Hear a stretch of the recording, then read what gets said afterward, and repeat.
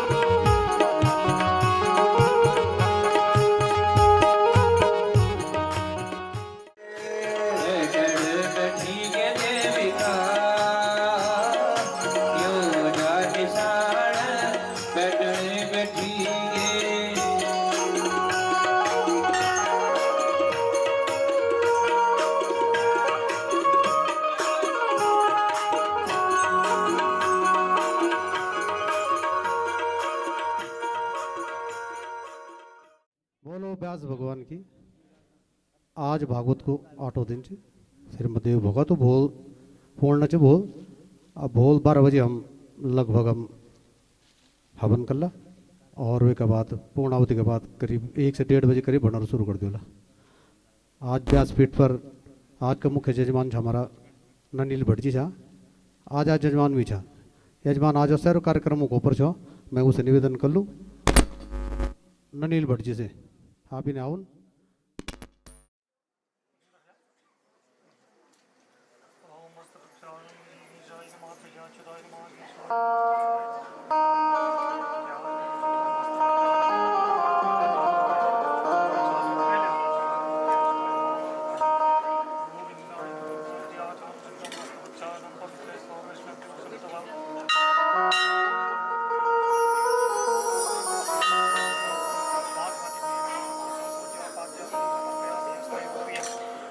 श्री राधे राधे गोविंद गोविंद राधे जय राधे राधे गोविंद गोविंद राधे जय राधे राधे गोविंद गोविंद राधे जय राधे राधे गोविंद गोविंद।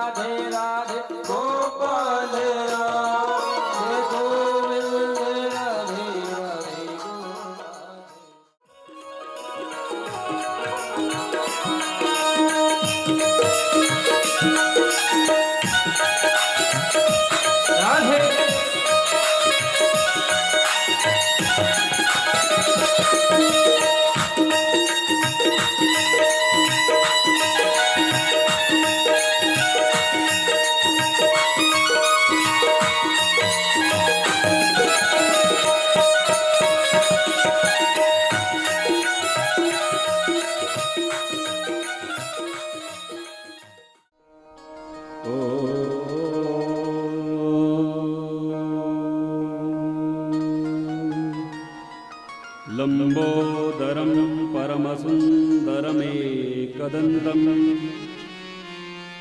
रक्ताम्बरं त्रिनयनं परमं पवित्रम् उद्यद्दिवाकरकरोज्ज्वलकायकान्तं विघ्नेश्वरं सकलविघ्नहरं नमामि।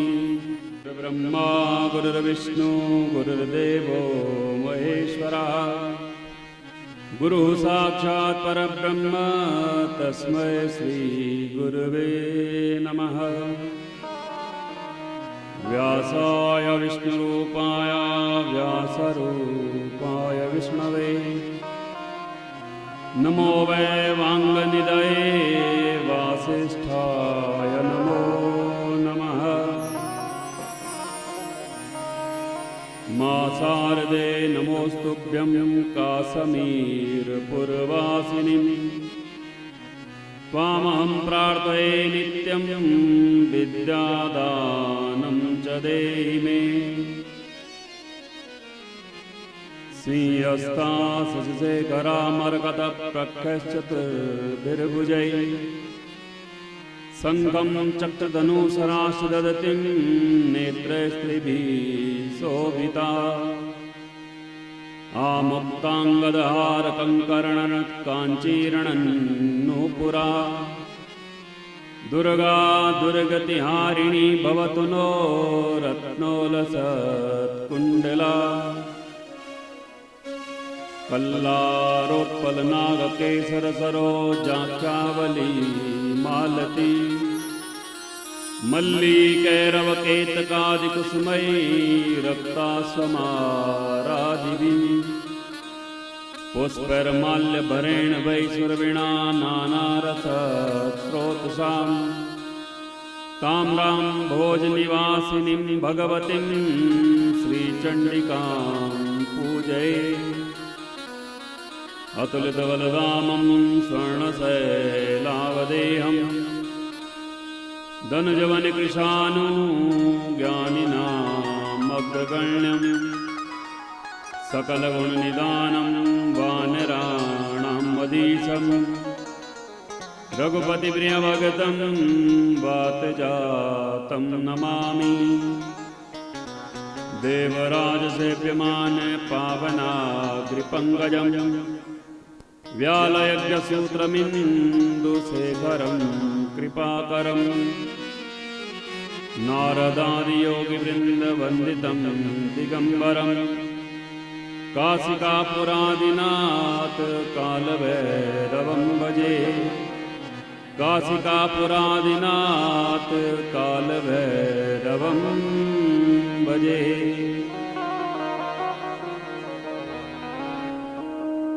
परम मंगलमय परात्परखिलेश्वरी अकारण करुणा वर्णावल भक्तवांचा कल्पतरु मणिद्वीप निवासिनी भगवती पराम्बिका जगदम्बिका माता भुवनेश्वरी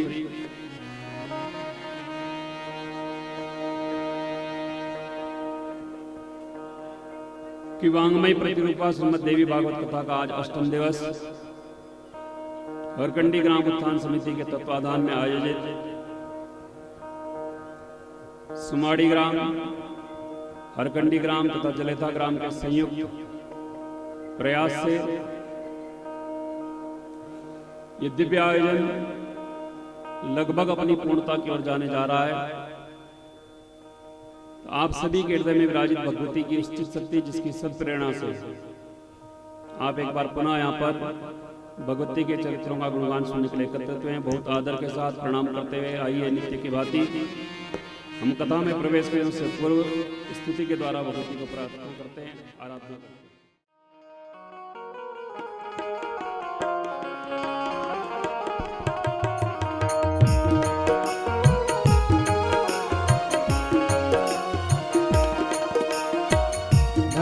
तू न माता न बंधुर्न दाता न पुत्रो न पुत्री न वृत्यो न भर्ता न जाया न वीर्या न वृत्तिर्ममेव गर्भे त्वं गतिर्भवेत्। गति त्वमेका भवानी गते त्वं गति त्वमेका भवानी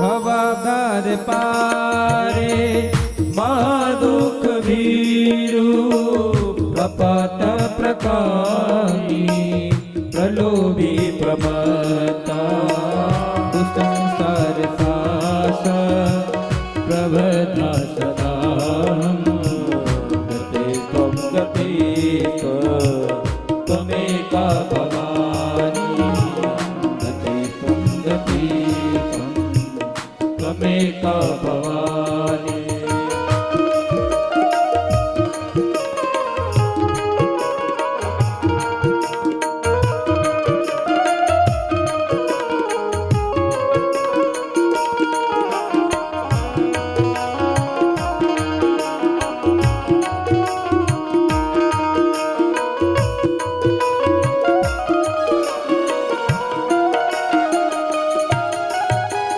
न जानामि दानं न च ध्यानयोगं न जानामि तन्त्रं न च स्तोत्रमन्त्रं न जानामि पूजा न च ध्यासयोगं गते त्वं गते त्वमेका भवानी गते त्वं गते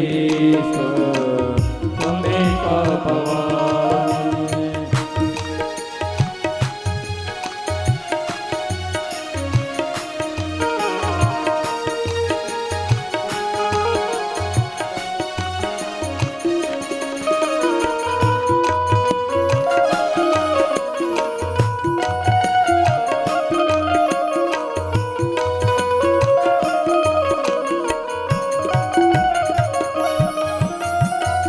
न जानामि पुण्यं न जानामि तीर्थं न जानामि मुक्तिं लयं वा कदाचित् न जानामि भक्तिं गतं वापि माता गते त्वं गते त्वमेका भवानी गते त्वं गते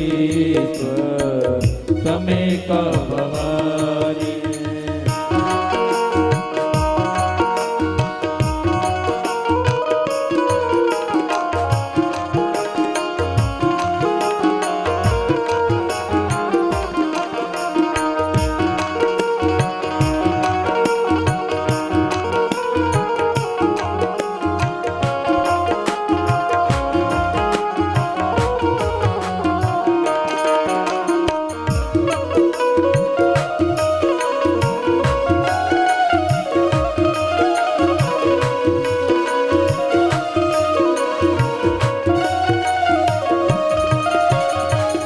कुकर्मी कुसंगी कुबुद्धि कुदास कदाचारहीना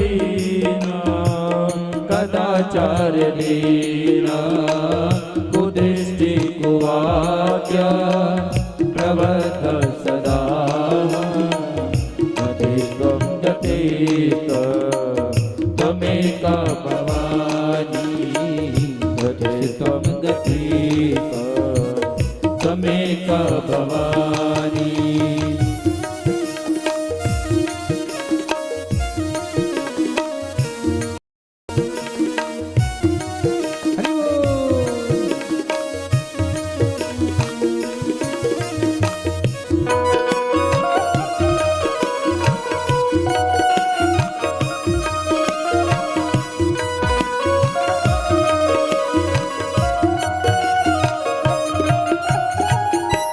अनाथो दरिद्रो जरा रोगयो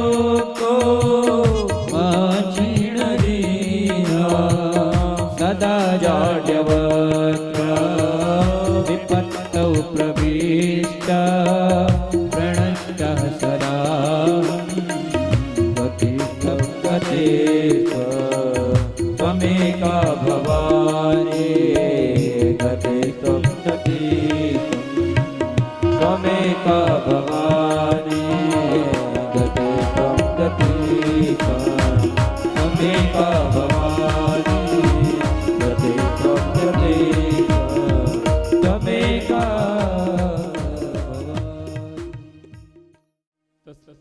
तत्पश्चात हमने भगवती सती का चरित्र सुना और भगवती सती के चरित्र में भगवती के द्वारा भगवान शंकर के पास जब ये कहा गया कि मुझे पिता के घर जो यज्ञ हो रहा है उसमें जाना है, तो भगवान शंकर मना कर देते हैं। और कई बार कहने पर भी जब भगवान शंकर नहीं मानते तो भगवती सती क्रोधावेश में आ जाती है। क्रोधावेश में आकर के भगवती सती ने अपने शरीर से 10 रूपों को उत्पन्न किया जो कि प्रत्येक दिशाओं में स्थापित हो गए।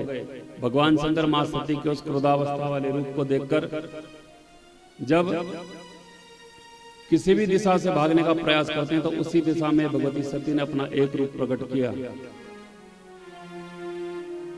भगवान शंकर अपने आप को कहीं पर भी वहां से भाग ना पा सकने की अवस्था में देख करके माता सती को नंदी इत्यादि गणों के साथ दक्ष प्रजापति के उस यज्ञ में भेज देते हैं, जहां पर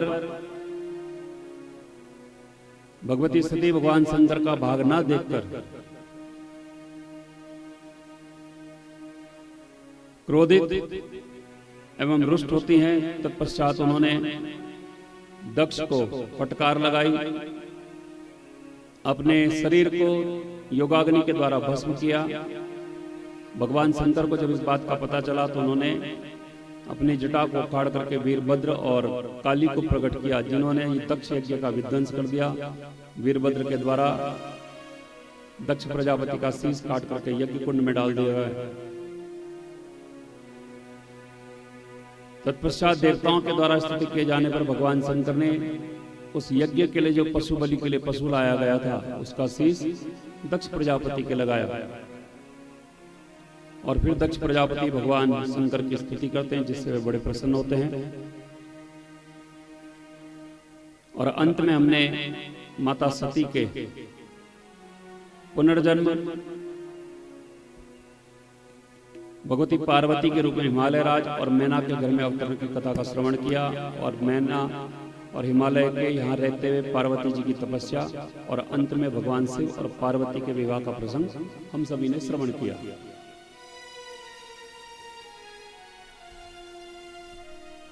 अब बात आती है कि भगवान शंकर और माता सती के बीच में जब ये बातें हुई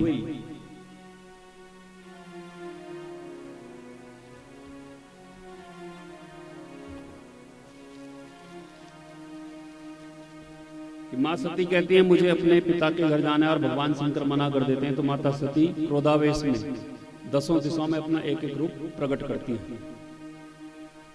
तो वो 10 क्या है? बोले 10 महाविद्याएं हैं हमारी। उन 10 महाविद्याओं के रूप में ही भगवती सती ने 10 रूपों को धारण किया। और उन 10 महाविद्याओं के द्वारा मानव को अपने जीवन में प्राप्त होने वाली जितनी भी वस्तुएं वो सब प्राप्त हो जाती है, यदि उनका भली प्रकार से यजन पूजन कर ले।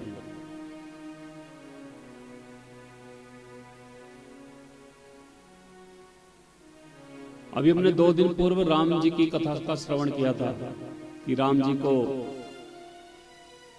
राजा दशरथ के द्वारा वनवास भेजा जाता है, जहां वनवास में माता सीता का हरण हो जाता है और अंतिम 1 वर्ष मां सीता रावण के यहां लंका में रही। तो भगवान राम और लक्ष्मण जी सीता माता को ढूंढते हुए इधर से उधर भ्रमण कर रहे हैं। जब इधर से उधर भ्रमण करते हुए भटकते हैं तो नारद जी वहां पर आते हैं और नारद जी के द्वारा भगवान राम को भगवती की आराधना के लिए कहा गया।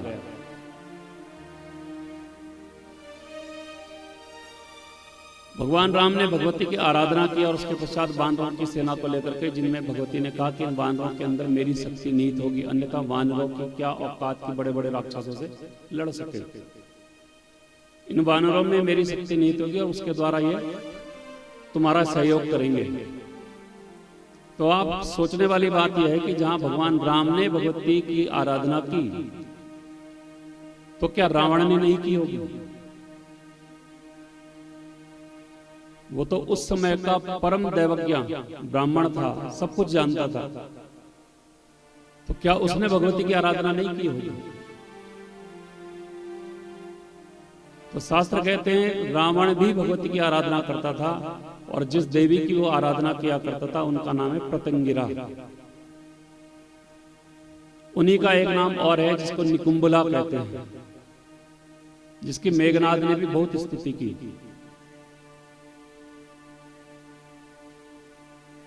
तो रावण के द्वारा भगवती की कठिन आराधना की गई है।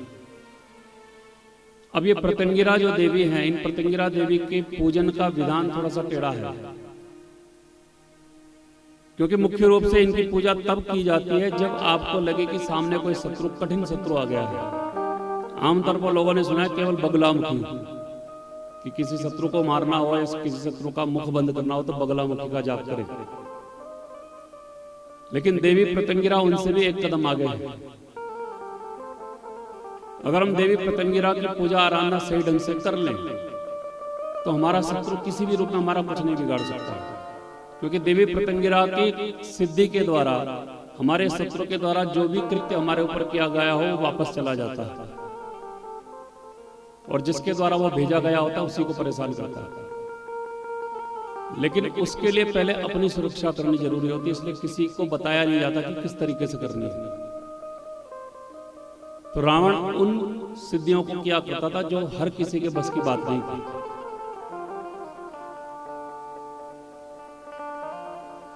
तो देवी सती ने 10 रूपों को धारण किया शंकर भगवान के सन्मुख, जिनको हम 10 महाविद्याएं भी कहते हैं। इनकी साधना से मनुष्यों को अनेक अनेक चीजों की प्राप्ति होती है। तो जो 10 महाविद्याएं भगवती ने स्वरूप धारण करके भगवान शंकर के चारों दिशाओं में, 10 दिशाओं में चारों तरफ फैलाई, वो कौन सी है? कि पहली शक्ति उसमें काली, जो भगवान शंकर के ठीक सामने आकर के खड़ी हो गई, और भगवान शंकर को सामने आकर खड़े होने से भगवान शंकर आगे की ओर भाग ही नहीं पाए। दूसरी शक्ति है भगवती तारा। भगवती तारा भगवान शंकर जब आकाश मार्ग से भागने का प्रयास करते तो उनके ठीक ऊपर जाकर के अवस्थित हो गई। भगवती तारा के 3 अलग अलग रूप बताए गए हैं, जिनमें सबसे श्रेष्ठ जिनकी आराधना करनी है वह है नील सरस्वती। भगवती नील सरस्वती की पूजा करने से, आराधना करने से मनुष्य को विशेष रूप से बुद्धि की प्राप्ति होती है, और यदि वो ढंग से कर ले तो वाक सिद्धि हो जाती है। भगवान शंकर जब दाहिनी ओर भागने लगे तो उनके सामने एक देवी ने रूप धारण करके उनके सामने अवस्थित किया, जिनका नाम है छिन्न मस्तिका। बहुत भयानक स्वरूप है, जो कि स्वयं अपने ही रक्त का पान कर रही है। उनके सिर पर शीश नहीं है, गर्दन के ऊपर अपना शीश हाथ में पकड़ा, गले में से धार निकल रही है रक्त की, जिसको उनका अपना मुख ही अपने आप पान कर रहा है। जब बाईं ओर को भागी भगवान शंकर, तो बाईं ओर भगवती सती ने अपने मूल स्वरूप भुवनेश्वरी का रूप धारण किया। हमने शुरू में श्रवण किया था, बिल्कुल आरंभ में, कि भगवती को अगर हम अलग अलग रूपों में जगह जगह देख रहे हैं तो मन में विचार कभी ना कभी तो आता होगा, बड़ी देवी कौन सी है इसमें से। तो ऐसा कोई विचार कभी मन में लाना नहीं चाहिए, क्योंकि भगवान या भगवती सब यही कहते हैं कि मैं ही एक हूं, मेरे सिवा कोई दूसरा है नहीं। एके वाहम जगतित्रा द्वितीया का ममा परहा, मुझसे अलग दूसरा कोई है ही नहीं।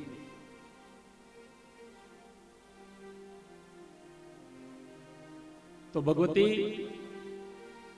कोई बड़ी कोई छोटी नहीं है, जिसकी आप आराधना कर रहे हैं, मन लगा करके उसका आराधन करेंगे तो वही सबसे बड़ी है। लेकिन ध्यान पूर्वक अगर आराधना नहीं करी जाएगी तो कितनी भी बड़ी देवी आप ढूंढ लो या कितना भी बड़ा गुरु आप ढूंढ लें, आपका भला होगा नहीं जब तक आप ध्यान नहीं लगाएंगे।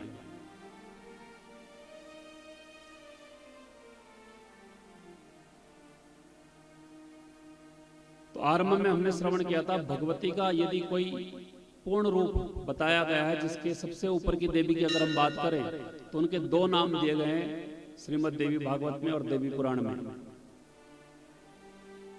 या तो उनका नाम दिया गया भुवनेश्वरी अथवा उनका नाम दिया गया अंबिका, सब इनके ही रूप हैं।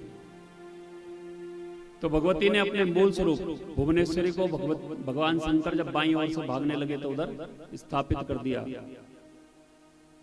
और इनका नाम भुवनेश्वरी इसलिए है कि क्योंकि ये जितने 14 भुवन हैं उन 14 भुवनों की ईश्वरी है, सभी की अधिपति यही है, इसलिए इनका नाम भुवनेश्वरी है।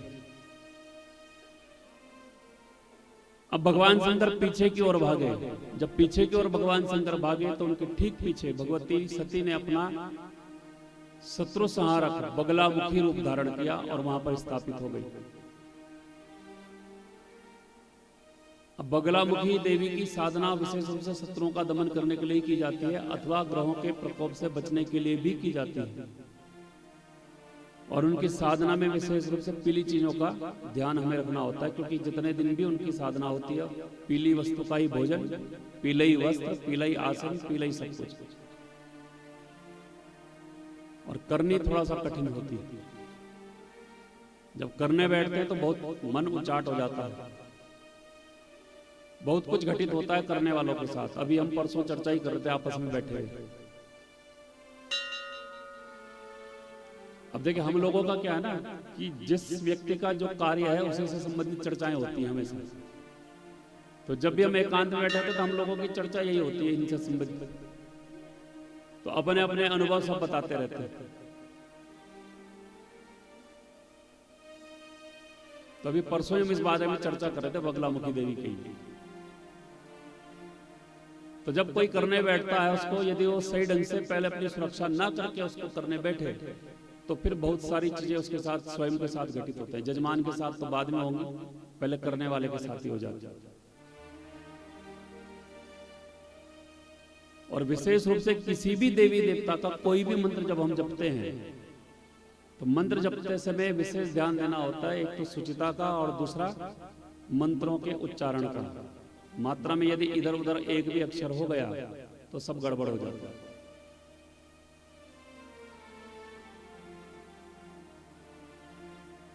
भगवान शंकर फिर नैऋत्य कोण की ओर भागे।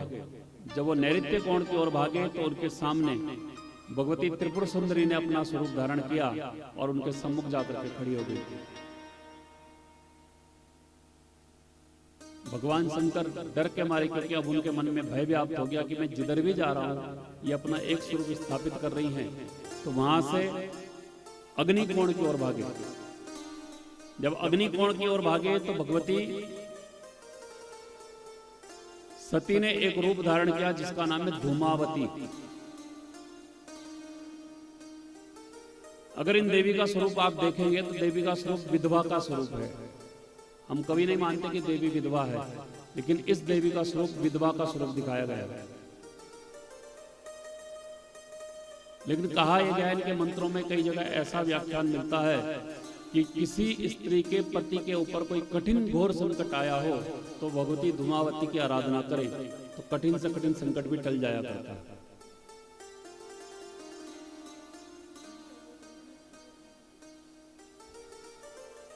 उसके पश्चात भगवती सती को इस प्रकार से विकराल रूपों को धारण करता हुआ जब भगवान शंकर ने देखा तो वायु कोण की ओर भागे। और जब भगवान शंकर वायु कोण की ओर प्रयाण करते हैं तो भगवती ने एक और स्वरूप धारण किया जिसका नाम है मातंगी। मातंगी रूप को धारण करके भगवती वायु कोण में स्थापित हो गई। ये मतंग ऋषि की कन्या के रूप में अवतरित हुई थी, इसलिए इनका नाम पड़ा मातंगी। भगवती सती से बचने के लिए फिर भगवान शंकर ईशान कोण की ओर भागे और भगवती ने वहां पर रूप धारण किया षोडशी। और अंत में भगवान शंकर को एक ही मार्ग दिखाई दिया जहां से उन्होंने जाने का प्रयास किया, क्योंकि 8 दिशाएं और ऊपर का भाग तो गिर गया है। तो अंतिम दिशा उन्हें केवल एक बची कि मैं भूमि को खोद करके जमीन के रास्ते भाग जाऊं।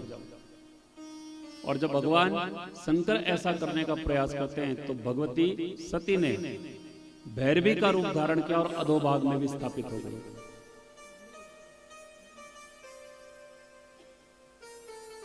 उस अधोभाग में स्थापित होकर के भैरवी ने भयानक रूप को धारण किया और उस भयानक रूप को देख करके भगवान शंकर डर गया और एक ही जगह पर स्थिर रूप से खड़े रह गए।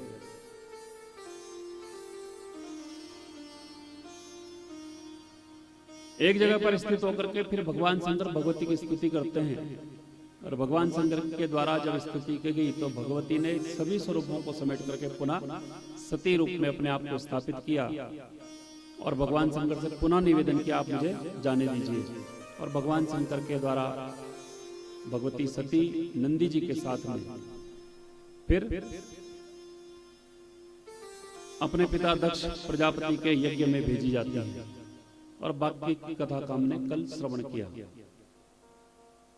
कल क्योंकि समय बहुत अधिक हो गया था तो इसलिए हमने 10 महाविद्याओं की चर्चा कल नहीं की, लेकिन इन 10 महाविद्याओं का ध्यान पूजन यदि मनुष्य ढंग से कर ले तो सभी प्रकार की इच्छित वस्तुओं की प्राप्ति वो कर सकता है, लेकिन भली प्रकार से करे। कई बार हम उतावली करते हुए कुछ भी कार्य करने को तत्पर हो जाते हैं, लेकिन जरूरी नहीं कि हमारी उतावली करने से वो कार्य से सही ढंग से सिद्ध भी होगा। उसके लिए परम आवश्यक, जैसे पहले भी कहा, ध्यान है। सबसे ज्यादा जरूरी है सुचिता, आसन शुद्ध, वस्त्र शुद्ध, और केवल वस्त्र शुद्ध नहीं, भीतर से मन भी शुद्ध। क्योंकि नहाने से, कल भी हमने श्रवण किया था, नहाने से या तीर्थों में स्नान इत्यादि करने से केवल शरीर की शुद्धि होती है, मन शुद्ध हो जाएगा इसका कुछ पता नहीं। शरीर की शुद्धि वशिष्ठ और विश्वामित्र ने भी की, लेकिन मन जब उनका निर्मल नहीं हुआ, गंगा आदि पवित्र नदियों के किनारे पर रहने के बाद भी, तो दोनों ने एक दूसरे को श्राप दे दिया। ये भी हमने कल श्रवण किया था। तो जब उनके जैसे ऋषि परम तपस्वी भी मन के निर्मल ना होने पर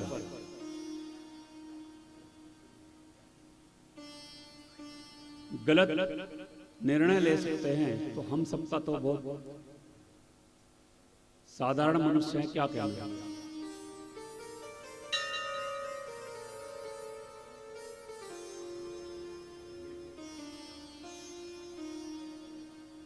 भगवान शंकर मां पार्वती का विवाह हो गया और भगवान शंकर मां पार्वती के विवाह के पश्चात लिखा है भगवान शंकर और माता पार्वती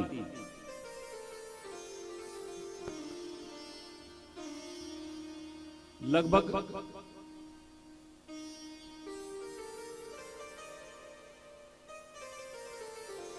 कई हजार वर्षों तक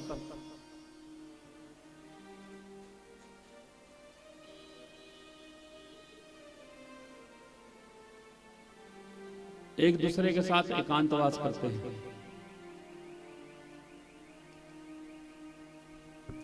देवतागण जो कि ताड़कासुर के द्वारा प्रताड़ित किए जा चुके हैं, उन देवताओं को जब किसी भी रूप में अपने राज्य की वापस प्राप्ति नहीं होती और वो दुखी रहने लगते हैं, तो अंत में ब्रह्मा जी के पास जाते हैं।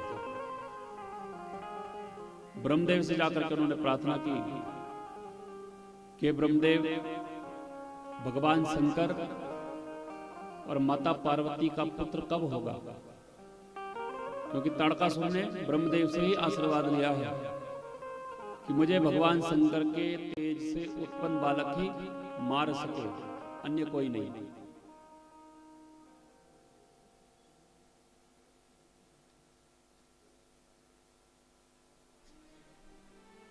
ब्रह्मदेव कहते हैं जब भगवती की इच्छा होगी तभी तुम्हारा एक कार्य सिद्ध होगा, बिना उनकी इच्छा के पत्ता भी नहीं हिलता। तो हमारे मन की इच्छाओं की तो बहुत दूर की बात है। यदि तुम शीघ्रता चाहते हो तो उसकी ही आराधना करो, बिना उनकी आराधना के कोई कार्य सिद्ध होने वाला नहीं। देवगण कई प्रकार से भगवती की आराधना करने को तत्पर होते हैं, तपश्चर्या करते हैं। इधर राजा जन्मेजय व्यास जी से प्रश्न करते हैं कि भगवती सती के शरीर को जब भगवान शंकर अपने कांधे पर लाद करके चले, तो आपने कहा कि भगवान विष्णु ने चक्र के द्वारा भगवती सती के शरीर के अंग पृथक पृथक कर दिए, तो उन पृथक पृथक हुए अंगों का क्या हुआ?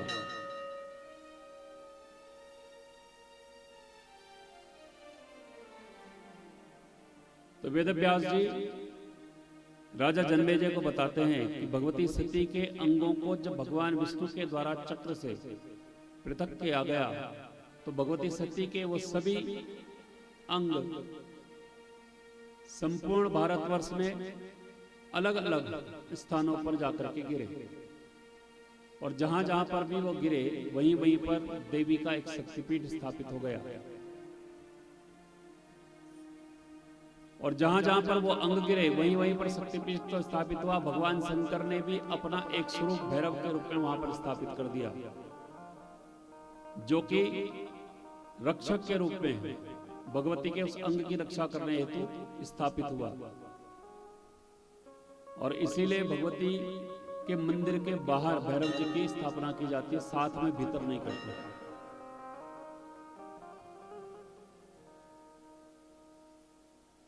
रक्षक करने वाले उन्हीं भैरव को क्षेत्रपाल भी कहा जाता है।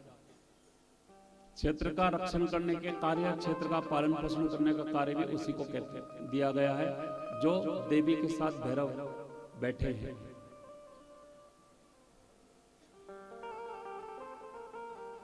अगर आप हरियाणा, हिमाचल प्रदेश इस साइड जाएंगे तो वहां पर इनका नाम रखा खेड़ा देवता।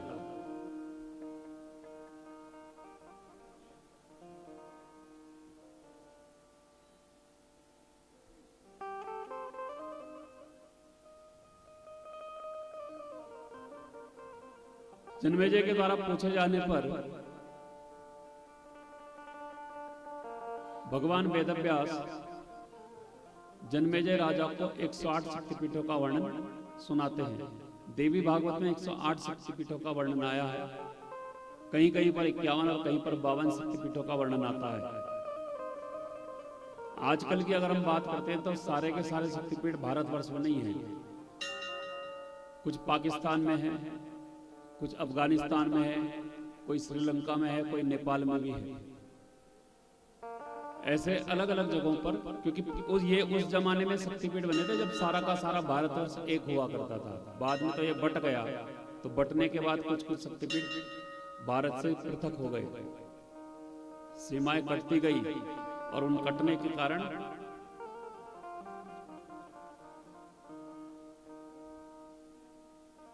वो शक्तिपीठ भारत से अलग हो गए।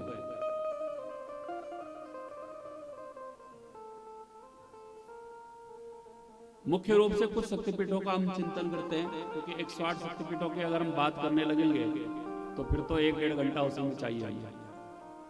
कुछ शक्तिपीठों के नाम लेते हुए हम आगे बढ़ेंगे, उसकी चर्चा करते हुए।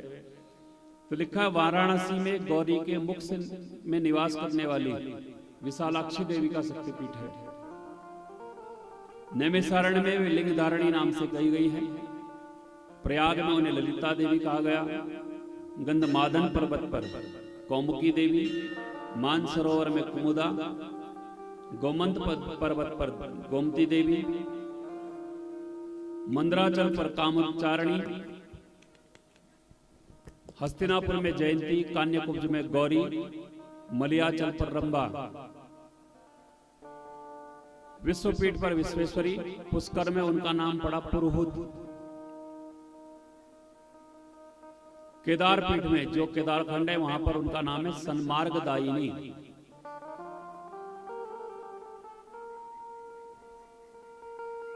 वराह पर्वत पर उनका नाम आया जया, और इन जया की चर्चा हम कई बार कर चुके हैं। जया देवी कौन है? जो मनुष्य को मान सम्मान पद प्रतिष्ठा दिलाने का कार्य करती है। गया में मंगला उनका नाम पड़ा। गोदावरी में त्रिसंध्या, द्वारिका में रुक्मणी, वृंदावन में राधा, मथुरा में उनका नाम पड़ा देवकी, पाताल में परमेश्वरी, चित्रकूट में उन्हीं का नाम सीता हुआ।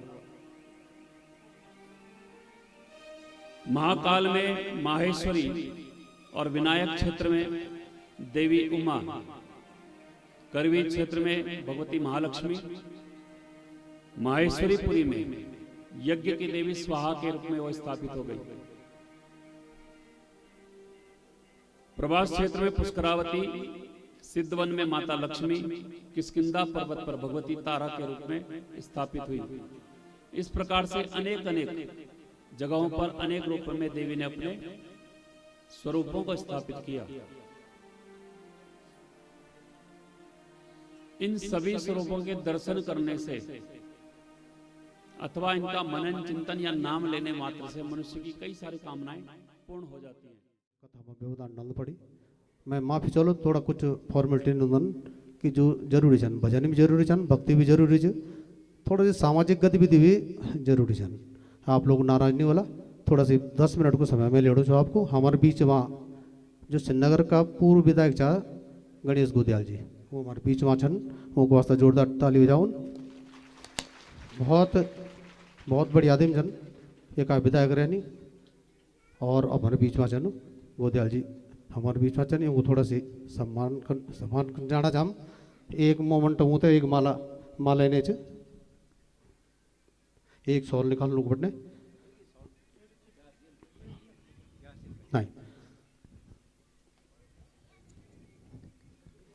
जोरदार ताली को वास्ते हो जाओ। फिर जाला उन और कार्यक्रम जन बहुत व्यस्त कार्यक्रम आऊँ। आप देख ले कि जितना हुए मंदिर में हुए हम तो योगदान दरी, ये जतन भी आप देखना जन ये जो फील्ड वाली जगह हमारे पार्किंग च ये ऊन बनाए और जितना भी एक पत्थर है नहीं वो एक ट्रक वो पैसा नहीं लेने, वे जितना हमारे 57 घंटा वे जैसी भी चलाई वे को कोई पैसा नहीं लेने। उन रेत बजरी से लेकर और कम से कम मैं लग दो नहीं 2-2.5 लाख रुपया करीब है एक देवल ऊँ तभी आप एक मोमेंटम देवन और ऊँ एक सॉल भेंट करूँ पुष्पेंद्र पवार जी ये न सक्सेस जन कि और बराबर 3 दिन तक एक 4 दिन ट्रक रहे एक बराबर काम करे, कोई पैसा लेदन कोई तेलो पैसा नहीं लेदन। अगर हम उसे बहुत उम्मीद करदा हम जो बोल कि एक हम जो नगर चढ़ी गना महोत्सव चलोला हम उसे आज निवेदन करला इन हम जैसे भी देना हम खाली तो तेल भराउन और कम से कम इन फील्ड बनाउन। ये हमारे बेटा जो ये हम तो बोलन कि तुम पिताजी तुल्य जा मेरा, ये बहुत होनार बच्चा च, एक वास्ते बहुत बहुत धन्यवाद। मैं केवल 2 शब्द गोदयाल जी बोला, 2 शब्द आप बोलून, मैं आपको आभारी रोल ले। आप गोदयाल जी आप थोड़ा सी धन्यवाद पंत जी और व्यास जी से माफ़ी चाहूँ कि मैं बीच में मेरा वजह से यो कार्यक्रम जो है बीच में होता है थोड़ा शांताकारं भुजंग शयनं पद्मनाभं सुरेशं विश्वाधारं गगन सदृश्यं वेगवर्णं शुभांगं लक्ष्मीकान्तं कमलनयनं योगविद्यार्नगम्यं वंदे विष्णु भवभयहरणं नमामि त्रिलोके किनाथम। अनेकानेक विभूषणों से अनेकानेक नामों से जो विभूषित हैं ऐसे भगवान विष्णु को और माता भगवती को हम सब भगवत जन भगवत प्रेमी नतमस्तक होकर उनके चरणों में प्रणाम करते हैं, नमन करते हैं। आदरणीय और पूजनीय श्री व्यास जी, श्री चमोली जी और उपस्थित सभी भगवतजन, इंसान अगर परमात्मा से संवाद स्थापित करना चाहो तो ये बिल्कुल संभव है। ये मेरा बड़ा अनुभव है और वो अनुभव ही किस में है कि अगर इंसान की आत्मा में पवित्र चाहे जय घटपिन बोल दिन, अगर ये आत्मा पवित्र चाहिए घटपिन में पवित्रता चाहे तो तुम विपत्ति में ही परमेश्वर से संपर्क साध सकते हैं। हम अपने जीवन में तमाम उदाहरण तुम्हारे जीवन में भी होलर मेरे जीवन में भी छे ना, हम देखो बतेर दो हम सब जीवन में समय समय पर विपत्ति में होना और जब हम लोग सब विपत्ति में होना तब हम भगवान से देना, हे भगवान ये विपत्ति ते दूर कर दे, ये मुसीबत ते दूर कर दे। बतेरूंग विपत्ति दूर हो जाने उचाण सब कर दिन लेकिन वे उचाणा के बाद वही विपत्ति तय बतेरूंग विपत्ति दूर हो जाने ना लेकिन उचाणा के बाद 10 उचाणा के बाद भी बतेरूंग विपत्ति दूर नहीं हो दिन क्या फर्क चा बस फर्क हुई चा कि जय आत्मा में पवित्रता चा तय बात वक्त तक पहुंच गया और जय आत्मा में पवित्रता नहीं चा तुम रट इधरावा उचाण कर इधरावा लेकिन यह बात वक्त तक नहीं पहुंची थी जय दिन तुम तक ये बात वक्त पहुंचाने बोले तुम्हारे जीवन में तुम चाहे कि ये बात वक्त तक पहुंच जाओ अगर इंसान है तो वहां खुण अपनी आत्मा तय पवित्र रखा और आत्मा तय पवित्र रखने खुण कुछ नहीं लगो दो रुपये नहीं लगना यह तक कि वे अगर अपना बीच संवाद स्थापित करो खुण कोई वकील भी नहीं लगो दो कोई आदमी नहीं लगो दो यहाँ खुण सिर्फ ये लगता कि हम परमेश्वर मुझे गुण मांगना वे टाइम पर हम इन मांगा हे परमेश्वर सभी भल कर सर्वे भवंतु सुखिना सर्वे संतु निरामया तो मैं अपने शब्दों से विराम दे दूँ और जय माता भगवती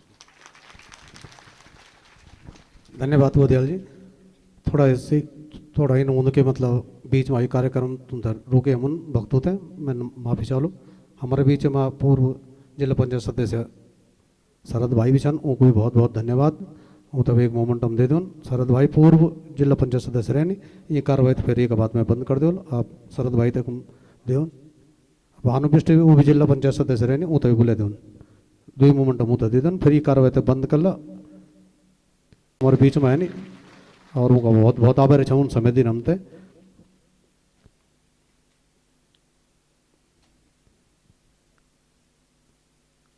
अब ये कार्यक्रम एकदम समाप्त हो लो आप लोग कथों को माता भगवती नगर श्रेणी की माता भगवती नगर श्रेणी की बोलो व्यास भगवान की आज 8वें दिन के जो कथा जाओ आज विसर्जन करे जा लियों को हाँ पहले पुजारी दादाजी बोलता चाह कि मनन जी छा मैं तो याद कोई जेठा जी बोलता चाह कोई दादाजी बोलता चाह हमारे दादा छा कोई चाचा जी कोई भेजी वो तो पुजारी दादा के नौ से जड़े ना जा आज उनका बीच में हमारे बीच में उनकी नथेड़े ही छन और बसंत वल्लभ चमोली चन उनके अभी शादी हुए ये हमारे बीच में चन दुई पति पत्नी यहाँ चन इन मान्यता से जो शादी होती वो नगर श्रेणी में जरूर होंदन वो तो मैं चलो खड़ा जाऊन बसंत वल्लभ चमोली जी आप न जाऊन बसंत वल्लभ चमोली आप ये गाउन और मैं चालू व्यास पीठ पर जाता आप आशीर्वाद लोन व्यास जी को आप उठून दुई लोग आप हूँ तो बुन में आप खड़ा उठून थोड़ा सी व्यास पीठ पर जाते व्यास जी से आशीर्वाद ले मंदिर में आप चले गए आप भी आ जाओ बसंत वल्लभ जी और वो का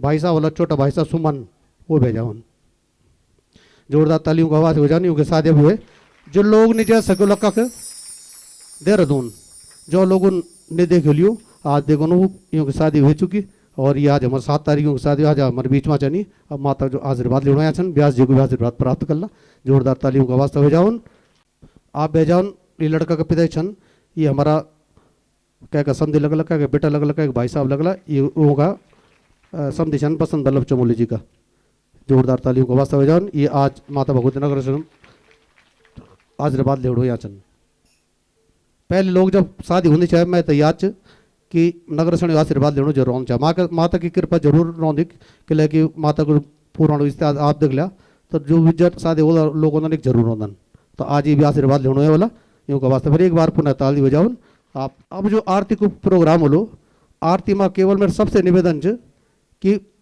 थोड़ा सी व्यवस्था बना के रखूँ आरती में केवल जो ध्यानी सन केवल ध्यानी जा कह हरकंडी होन बलोड़ी होन जलता होन जखे भी होन केवल ध्यानी भी आज आरती में आली और कोई लोगों को डिस्टर्ब नहीं करो आरती ध्यानी बटे होली आज मुख्य यजमान हमारा नलील भट्ट जी वो बने शुरुआत होली ये नई जोड़ा भेज वो बने शुरुआत होली और मैं चलो कि केवल जो ध्यानी सन जाओ कहीं भी जगह होन आज केवल आरती पर हुई आला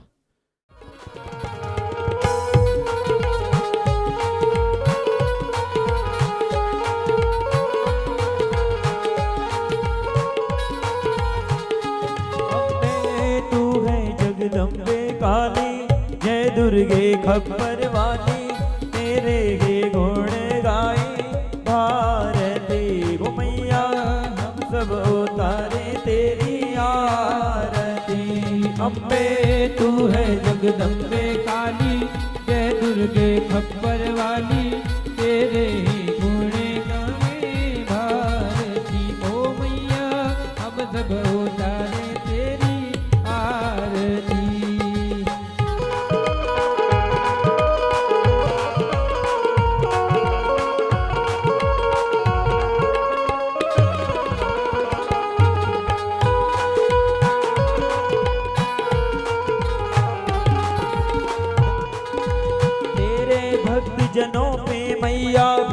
पड़ी है भारी, तेरे भक्त जनों पे मैया भीड़ पड़ी है भारी।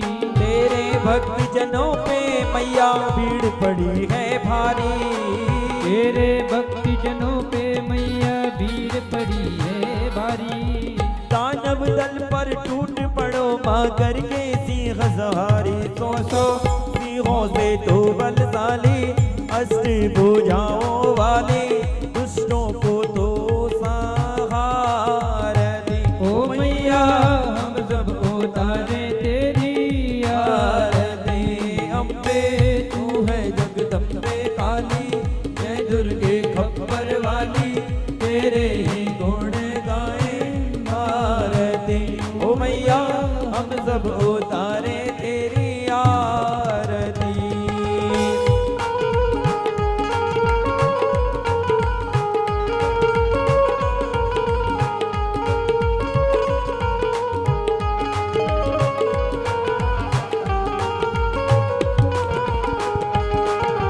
माँ बेटे का है इस जग में बड़ा ही निर्मल नाता।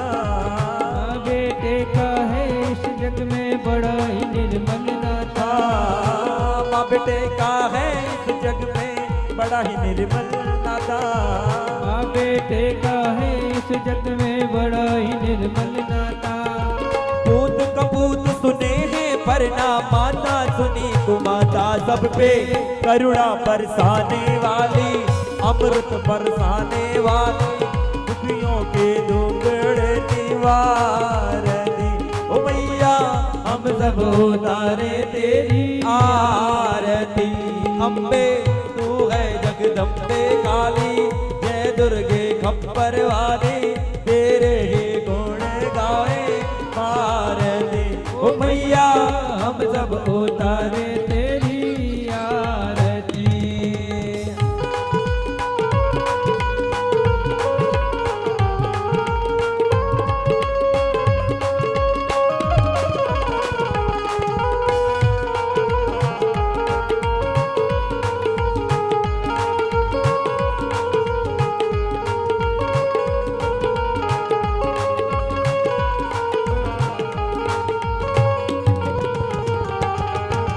नहीं मांगते धन और दौलत, ना चांदी ना सोना।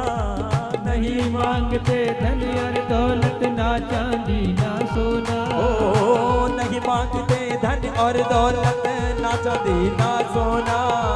नहीं मांगते धन और दौलत, ना चांदी ना सोना। हम तो मांगे मंदिर मन में एक छोटा सा कोना, सबसे करुणा बरसाने वाले, अमृत बरसाने वाले, सतियों के सत को संवार दे। ओ मैया हम सब उतारे तेरी आरती। अम्बे तो है जगदम्बे गाने, जय दुर्गे खप्पर वाली, तेरे ही गुण गाए भारती। ओ मैया हम सब उतारे तेरी आरती।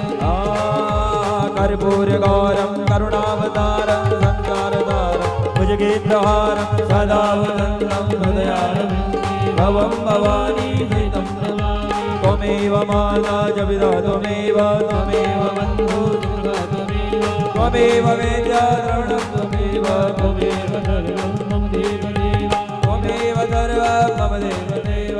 लीलाम्बुज श्यामल कोमला मम सीता समारोह विधवा भवाग माणो महाराजगदालुटा। नमामि राम रघुवरराजं करारविन्दे नवदारविन्द मुखारविन्दे विनवेदयन्त। त्वां पूजयामि जगदीश्वरि मे प्रसीद नाना। सुगन्धि पुष्पाणि यथा कालोधवानि च पुष्पाञ्जलिं मया दत्तं गृहाणां परमेश्वरी दिव्यमन्त्र पुष्पाञ्जलिं समर्पयामि। बोलो जगज्जननी जगदम्बा मैया की, नगरासी मैया की, श्रीमद् देवी भागवत महापुराण। आला शिव भोला मेरा द्वार आला, बाबू मेरा माला हे आला। शिव भोला मेरा द्वार आला, आला हे जरूर आला। शिव भोला मेरा द्वार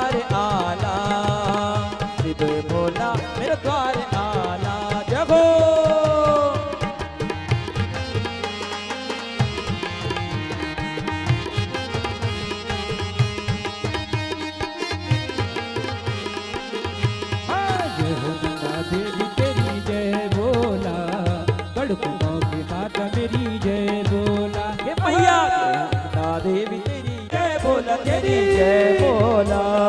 कड़कुमों की माता मेरी जय बोला, कड़कुमों की माता मेरी जय बोला।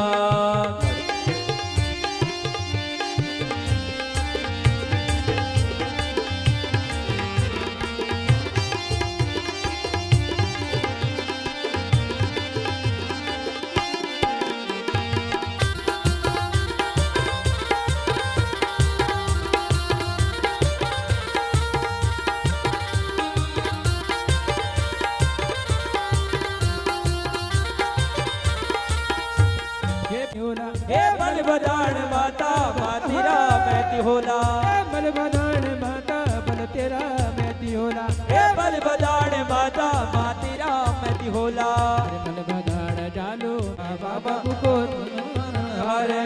जय हो मेरा नाना नागराज नौच में नारायणा, मेरा नाना नागराज नौच में नारायणा, मेरा नाना नागराज नौच में नारायणा। मेरा द्वारिका भगवाना नौच में नारायणा, मेरा द्वारिका